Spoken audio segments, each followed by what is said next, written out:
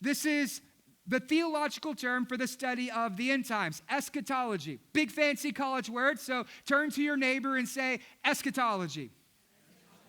Now tell them, God bless you, please don't sneeze on me. Eschatology, okay?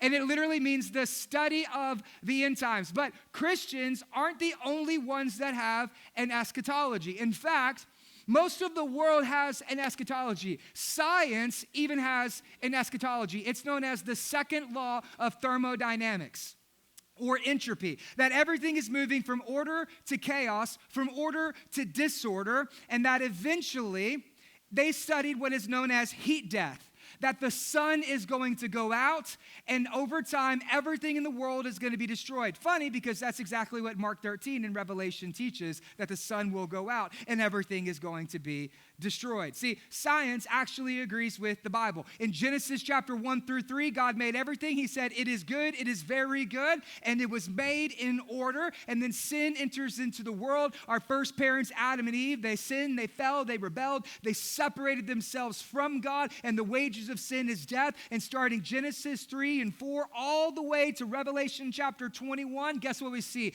Chaos, crazy, destruction, disorder, and devastation until one day Jesus comes back and he makes everything right. This is exactly what science and the Bible both teach. The second law of thermodynamics, or the Olivet Discourse in Mark chapter 13.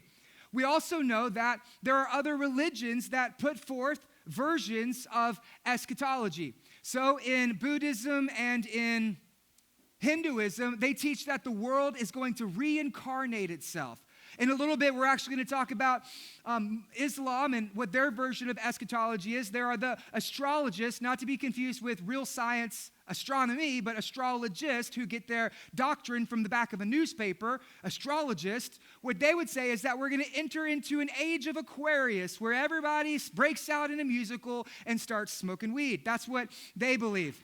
There's even environmental, tree-hugging, eco-warriors where they believe that due to climate change, the world is going to end. So you have people and theologians like Greta Thunberg and AOC who give out the 2050 scenario.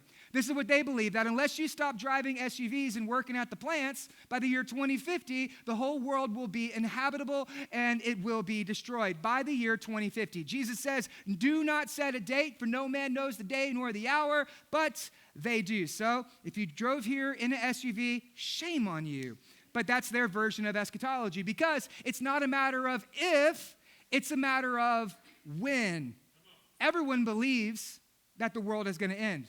Even pop culture has an eschatology. This is why every year there's a brand new disaster movie that comes out, major blockbuster films like I Am Legend and Will Smith, The Book of Eli with Denzel Washington, War of the Worlds with Tom Cruise, and my personal favorite, Thor Ragnarok, which is really should be the only Thor they ever made. True or false, right? It's true. The other two, Thor Ragnarok was amazing. And you know what Ragnarok is? Ragnarok is an eschatology. It's the end of the world. Because everybody knows that this will end. The question is not if this will happen. The question is when. Jesus was clear. The end will come.